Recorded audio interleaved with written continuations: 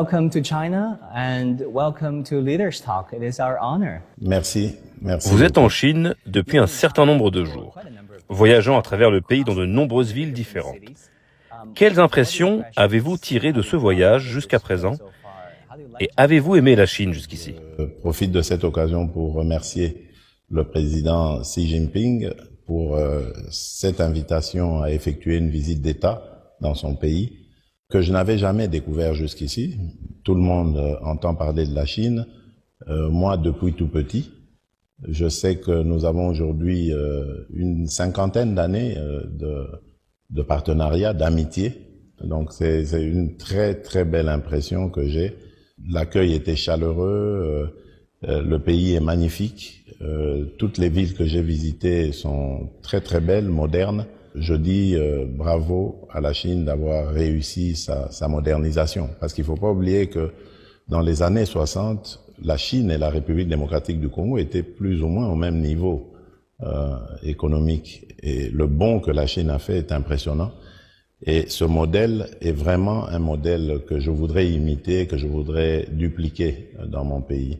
C'est pour ça que j'apprécie énormément ce que j'ai vu. Monsieur le Président, lors de votre voyage à Pékin, nous avons remarqué que vous avez déposé des gerbes en l'honneur des martyrs de la Révolution chinoise. Vous avez également visité le musée du Parti communiste chinois. Pourquoi êtes-vous allé dans ces endroits? Comment avez-vous trouvé ces lieux et quel est votre bilan de ces visites? Tout simplement parce que il y a comme une similarité entre l'histoire des deux pays. La Chine a connu la pauvreté, nous aussi. La Chine a connu la famine, nous aussi. Mais en même temps, la Chine a des atouts sur lesquels elle a su surfer pour sortir de tout cela. Et c'est pour ça que c'est un modèle qui inspire. De venir voir ici comment la Chine a fait me tenait à cœur. Et c'est pour ça que ça m'a beaucoup intéressé d'être ici, de vivre la réalité, la palper des doigts. Concernant la voie de développement de la Chine et la voie chinoise vers la modernisation, c'est un sujet très débattu dans le monde entier ces derniers jours.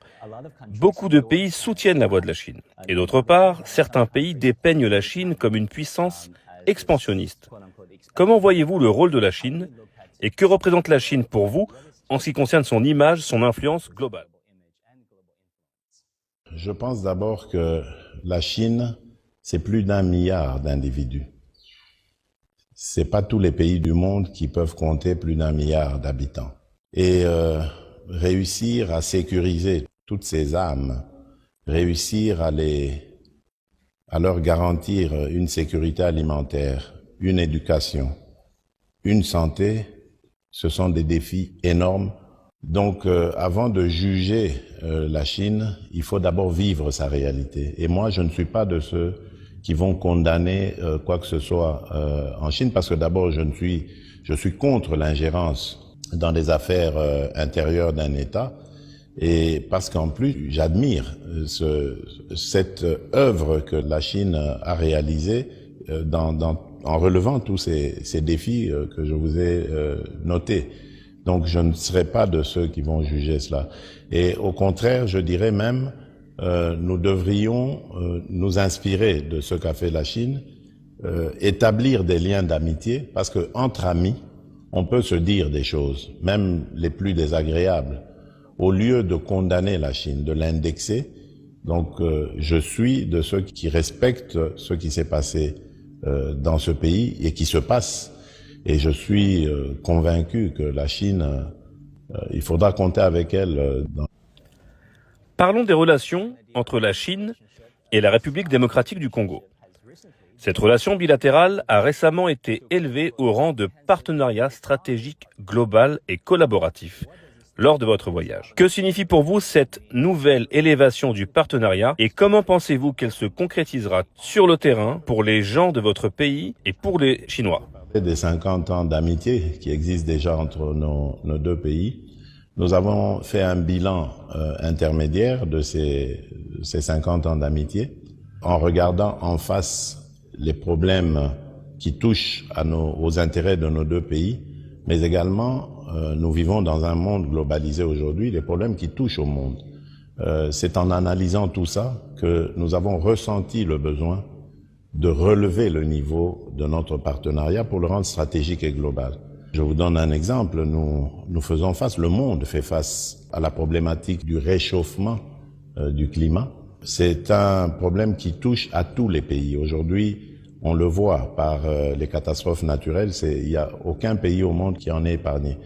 Le Congo se définit comme un pays solution, car grâce à son massif forestier, il capte le carbone qui est dans l'atmosphère.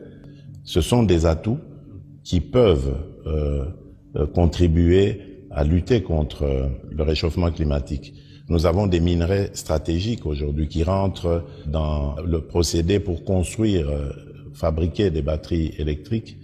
Eh bien, ces batteries électriques, c'est de l'énergie renouvelable, c'est la transition écologique. De l'autre côté, la Chine a l'expertise, a les ressources, et mis ensemble, ces deux pays peuvent apporter des solutions au monde.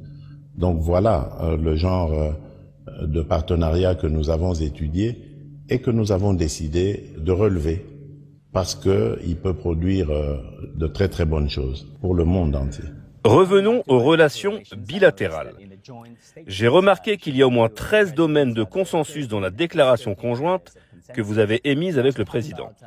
Vous avez également parlé de mines et d'infrastructures où la déclaration conjointe stipule que les deux pays consolideront leur coopération dans le domaine minier et résoudront les problèmes actuels de manière juste, pratique et basée sur la confiance. De nombreux médias se concentrent sur votre voyage et sur l'accord d'infrastructure signé par les deux pays. Il y a de nombreuses années, par le gouvernement précédent bien sûr. Quelle est l'avancée la plus récente concernant cette initiative de coopération ? Permettez-moi d'abord de parler des points qui me sont importants dans ce qui a été dit. Il y a d'abord la paix et la sécurité. Laquelle paix et sécurité va amener la stabilité et donc une atmosphère propice aux affaires, aux investissements. Ensuite, les points que je trouve très importants ici, c'est ceux qui concernent l'éducation, la santé et l'agriculture. Parce que c'est avec le peuple congolais que nous allons développer le Congo. Il faut que le peuple soit éduqué, il faut que le peuple soit en bonne santé, il faut que le peuple soit bien nourri. La sécurité alimentaire, c'est important. Ensuite, il y a l'environnement dans lequel nous vivons que nous devons conserver pour un monde meilleur. Et enfin, vous avez parlé de l'industrialisation, donc le domaine dans lequel nous avons plus travaillé avec la Chine, dans lequel la Chine a beaucoup investi, les entreprises chinoises ont beaucoup investi, qui font d'ailleurs de la Chine le premier investisseur en République démocratique du Congo. Là, ma vision, elle était celle de dire, nous avons envie maintenant de cesser d'être ou de cesser de servir de terre d'extraction uniquement. Aujourd'hui, il est plus que temps de transformer les minerais qu'on extrait dans notre pays en République démocratique du Congo. Cela va donner une certaine valeur ajoutée et surtout créer de la richesse en République démocratique du Congo et de l'emploi. Et la Chine, là aussi, a accepté de nous accompagner dans ce que nous avons appelé l'industrialisation de la République démocratique du Congo. Évidemment, l'industrialisation s'accompagne des infrastructures, construction d'infrastructures, et aussi de l'énergie. Ce sont deux grands défis que nous voulons relever dans les 10 années qui viennent, et la Chine s'est positionnée pour nous accompagner, ce qui fait que nous pouvons dire que notre coopération, notre partenariat ne pourra être que gagnant-gagnant à l'avenir. Ainsi, nous pourrions corriger les erreurs du passé. Il y a aussi cet important accord signé par mon entreprise, China Media Group, et leurs homologues, un réseau national de télévision de la République démocratique du Congo. Monsieur le Président, vous avez assisté à la signature de cette cérémonie. Que pensez-vous de l'importance de cet accord?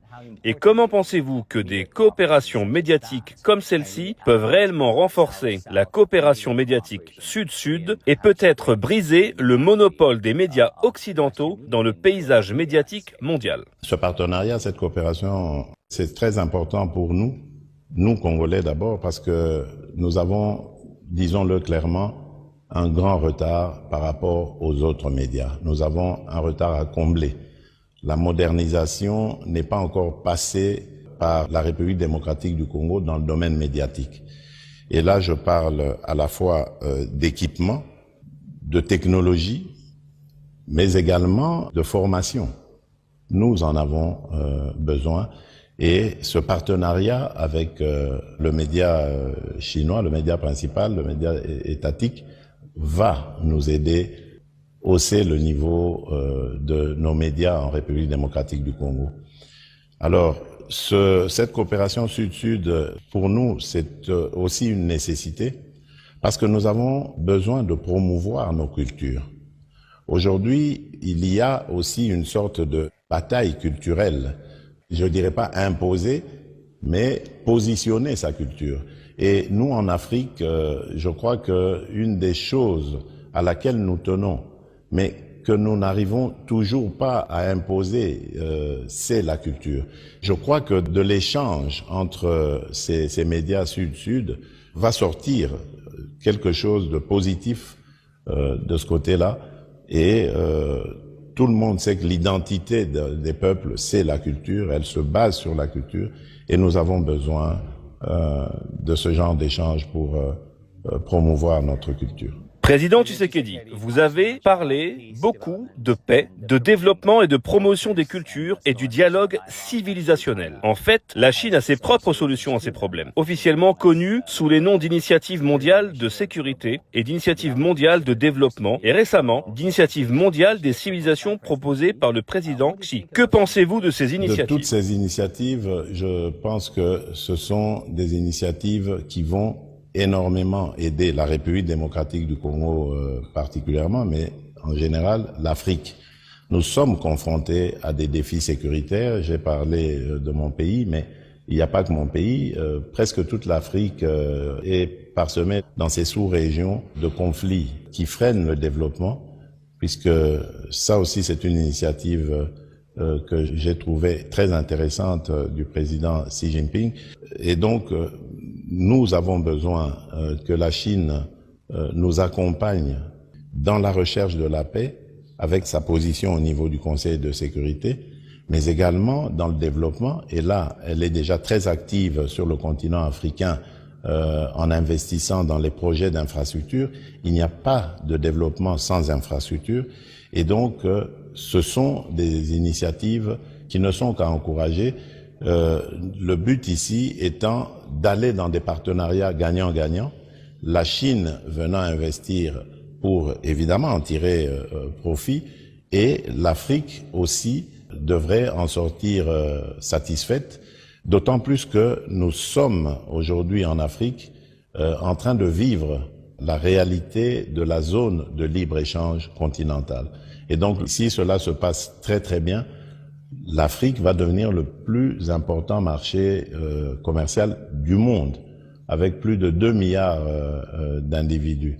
Et donc la Chine se positionne de manière, à mon avis, intéressante, parce qu'elle investit à la réalisation de ce marché commun, et demain, elle sera sûrement une des partenaires les plus privilégiés par rapport à ce marché en construction. Donc, je trouve que la vision du président Xi Jinping est remarquable. Elle est même futuriste, et c'est sûr que les retombées qui en découleront seront positives et rejailliront de manière positive sur la Chine. Je sais que la République démocratique du Congo est le pays le plus riche en biodiversité sur le continent africain. C'est le deuxième plus grand pays d'Afrique. Bien sûr, il y a beaucoup à partager en matière de conservation de la biodiversité. Dans certaines parties du pays, il y a des parcs naturels et des aires protégées. Nous essayons de protéger, de promouvoir la biodiversité. Mais évidemment, nous sommes confrontés à beaucoup de défis. Je pense qu'il faut aussi réussir à sensibiliser la planète entière, et là je remercie la Chine parce qu'elle est sensible à cela, pour que on mobilise les ressources nécessaires promises, par exemple lors de la COP 21 en 2015 à Paris, pour protéger l'environnement, protéger la biodiversité, protéger les pays qui sont capteurs de la pollution des pays industrialisés. Tout cela n'a pas été respecté depuis que ça a été décidé. Il est peut-être temps de commencer à y réfléchir. Et c'est pour ça que la Chine a une position importante, vu le fait qu'elle est parmi les P5, les pays membres du Conseil de sécurité, membres permanents du Conseil de sécurité. Elle peut participer à ce débat et même à la recherche des solutions à ce problème. Monsieur le Président, la République démocratique du Congo possède beaucoup de ressources naturelles. Des minéraux, par exemple, du cobalt, dont 70% des réserves mondiales se trouvent en République démocratique du Congo, mais aussi de l'or, des diamants, du cuivre. Ces ressources ont-elles été une bénédiction ou une malédiction pour le pays ? Et si c'est une malédiction, comment prévoyez-vous, pendant votre mandat, de renverser cette malédiction en bénédiction ? Je ne dirais pas malédiction, mais je dirais à la base de nos malheurs, parce que malheureusement, nous n'avons pas eu de politique anticipative. Nous nous contentions de l'extraction et nous pensions qu'avec l'argent sorti de là, ça suffisait pour développer le pays. Aujourd'hui, nous nous rendons compte que sans valeur ajoutée, ces minerais ne valent rien, en tout cas rien par rapport au développement que nous entendons dans notre pays. Nous avons une population qui est estimée à plus ou moins 100 millions d'âmes. Bientôt nous le saurons parce que nous allons commencer, maintenant que l'enrôlement des électeurs est terminé, nous allons commencer le volet identification de la population, parallèlement au processus électoral. Donc 100 millions d'habitants, c'est beaucoup. C'est pas la Chine, hein, c'est le 10e, mais The largest francophone country in Africa. Bien sûr, c'est le pays francophone le plus large. Et donc, avoir autant d'individus, ça se prépare, ça se programme. Et c'est pour ça que j'ai un ambitieux programme de transformation de nos propres richesses naturelles. C'est très important de le faire. C'est valable à la fois pour les mines, mais également l'agriculture. Tout ce que nous avons fait jusqu'ici, c'était juste de l'extraction et pas de la transformation locale. Avec la transformation locale, nous allons créer de la richesse, nous allons exporter des produits à valeur ajoutée et il y aura des retombées nettement plus intéressantes que celles que nous avons, plus intéressantes que celles que nous connaissons aujourd'hui. Donc pour nous, c'est vraiment important de développer cette politique. J'y tiens. Et je remercie la Chine parce qu'elle a très bien compris ce message et elle se positionne à nos côtés. Nous allons avoir une expérience très intéressante dans la fabrication des batteries électriques à Manono, où nous aurons d'un côté l'État congolais, des entreprises chinoises et des entreprises américaines et européennes au bout comme end user. Donc c'est vraiment, j'allais dire, une chaîne comme je les veux. C'est-à-dire du gagnant-gagnant, tout le monde est content, à commencer par nous, qui n'allons plus servir de terre d'extraction, mais nous allons transformer nos minerais chez nous, grâce à ces entreprises chinoises qui vont investir dans les infrastructures de transformation, et les end-users qui seront peut-être aussi en train de construire ces véhicules en République démocratique du Congo, mais dans tous les cas, c'est nous qui allons gagner économiquement et c'est tant mieux pour nos pays respectifs. Monsieur le Président, dernière question. Vous dirigez le plus grand pays francophone du monde, le deuxième plus grand pays d'Afrique. Si vous pensez à l'histoire de votre pays, elle a été extraordinaire. L'obtention de l'indépendance des mains de la Belgique dans les années 60, des conflits civils, des luttes, le développement est difficile à gérer dans votre pays. Qu'est-ce qui vous empêche de dormir ces jours-ci ? C'est vrai, c'est un pays qui n'est pas facile à diriger. D'ailleurs, j'ai lu quelque part que la République démocratique du Congo faisait partie des 5 pays les plus difficiles à diriger au monde. Mais il y a une chose qu'on n'enlèvera jamais aux Congolais, c'est l'amour de vivre ensemble dans cet espace appelé République démocratique du Congo. Maintenant, à côté de ça, il y a plusieurs défis. Et pour moi, le défi le plus important, c'est le sécuritaire. Donc, ramener la paix, la sécurité, donc la stabilité. Ensuite, je dirais combattre la pauvreté. Parce que la pauvreté est à la base et la source de beaucoup de difficultés, beaucoup de conflits, surtout entre les communautés. Et le jour où nous allons atteindre le degré zéro de pauvreté, parce que c'est possible, on le voit avec la Chine, j'ai parlé d'1 milliard d'âmes, c'est vrai qu'il y a encore des défis en Chine, mais la pauvreté est en train d'être résorbée. Et nous ne sommes que 100 millions, donc c'est possible d'y arriver. Le jour où nous y arriverons, je crois que la République démocratique du Congo changera de narratif. On parlera de mon pays d'une autre manière et avec beaucoup plus de respect qu'on nous le donne aujourd'hui. Do you think that will happen in your tenure? The change of perception and the change of narratives? Dans moins d'une dizaine d'années. Our very best wishes. Thank you so much, Mr. President. Thank you for this opportunity. C'est moi qui vous remercie.